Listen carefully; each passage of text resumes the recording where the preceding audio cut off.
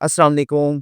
आज हमारा ट्रांसफॉर्मेशन कारवान चौथे शहर की तरफ रवाना हुआ है जो कि है कबीरवाला। और कबीरवाला मुल्तान के करीब एक निस्बतन छोटा शहर है। और बड़े शहरों के करीब जो टाउन और शहर आबाद होते हैं वो छोटे ही रह जाते हैं अक्सर, क्योंकि बड़े दरख्त के नीचे छोटा दरख्त ज़्यादा नहीं बनता। यहाँ पे क्योंकि आबादी का रुझान बड़े शहर की तरफ होता है, सहूलियात चॉइसेस उनके पास ज़्यादा होती हैं, ख़रीदारी करनी हो, तालीम हो, सेहत हो, जो भी उनकी ज़रूरियात हैं, तो वो बड़ा शहर अगर एक्सेसिबल करीब हो तो फिर छोटे शहर में वो इंफ्रास्ट्रक्चर ग्रो नहीं करता। कबीरवाला 40 मिनट के फासले पे है मुल्तान से। तो यहाँ तालीम का नेटवर्क भी निस्बतन उस तरह से ग्रो नहीं किया, क्योंकि लोगों के लिए आसानी है 40 मिनट के फासले पे मुल्तान चले जाना है। जीटी रोड से इसकी एक्सेस अगर आएँ तो खानेवाल से थोड़ा-सा साइड पे करके है।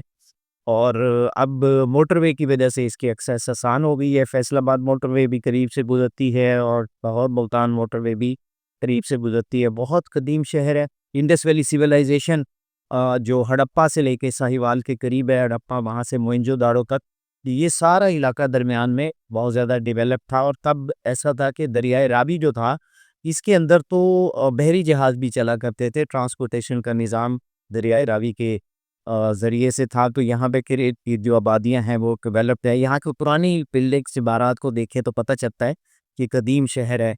यहाँ पे कासी औलिया के मज़ारात भी हैं। मुल्तान को तो सिटी ऑफ सेंट्स कहा जाता है, तो मुल्तान के करीब ये है, तो यहाँ पे भी बहुत ज़्यादा मज़ारात हैं। और ना सिर्फ़ मुसलमानों के मज़ारात हैं, बल्कि जो मज़हबी हम आहंगी है जो भी यहाँ पे देखने को मिलती है। सिखों का टेंपल है, हिंदुओं के मंदिर हैं। और सराय सिद्धू एक जगह है यहाँ से करीब, बहुत ही करीब है, वो पहले हेडक्वार्टर हुआ करता था यहाँ पे। और जो महाराजा रंजीत सिंह की जब हुकूमत थी, तो उसने यहाँ पे 3 शहर जो यहाँ पे करीब है, तुलंबा, कैरोर पक्का और मुल्तान, यहाँ पे उसने क्या किया था कि अपनी जो फ़ौजों की जो जिनसी ज़रूरियात हैं उनको पूरा करने के लिए यहाँ पे इस तरह का सेटअप भी उसने बनाया था, जो बहुत अरसा तक बाद में भी कि एक खराबी चलती रही। तो उसने महाराजा रंजीत सिंह के ज़माने में भी ये इलाके बड़े मशहूर रहे हैं।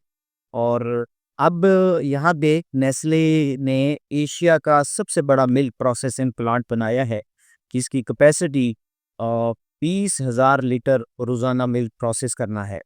फिर ज़ाहिर है इतना दूध इकट्ठा करना था, तो उसके लिए अवेयरनेस और कैंपेन भी चलाई जाती है। तो फिर उस कैंपेन के ज़रिए से जो फिर कल्चर होते हैं वो भी तब्दील हो जाते हैं। 20-25 साल पहले देखें तो कल्चर ये था कि दूध बेचना गुनाह है, नूर को बेचा नहीं जाता। जब दूध दोहा जाता था, निकाला जाता था जानवर से, तो पहले ये देखते थे कि किसी के घर में छोटा बच्चा है, पहले उसको दिया जाता था। फिर दूध जमा के उसमें से लस्सी बनाई जाती थी, मक्खन निकाला जाता था, घी बनाया जाता था। और फिर लस्सी जो थी वो तो पब्लिक प्रॉपर्टी हुआ करती थी, सारा गाँव उसको मिल के इस्तेमाल करता था। वो एक अच्छा हार्मोनियस कल्चर था जिसमें हम-आहंगी थी। तो कमर्शियलाइज़ेशन के नतीजे में फिर बहुत कुछ बदल गया। अब तकरीबन कोई 14-15 लाख लीटर दूध नेस्ले यहाँ पे इकट्ठा करता है और प्रोसेस करता है। फिर उसी दूध को क्या ज़ाहिर है हम के खरीदते हैं और महंगे दामों को खरीदते हैं और फिर इस्तेमाल भी करते हैं।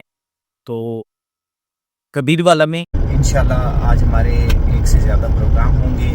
इस शहर को देखेंगे, एक्सप्लोर करेंगे, चंद एक चीज़ें आपसे मज़ीद भी शेयर करेंगे इंशाल्लाह।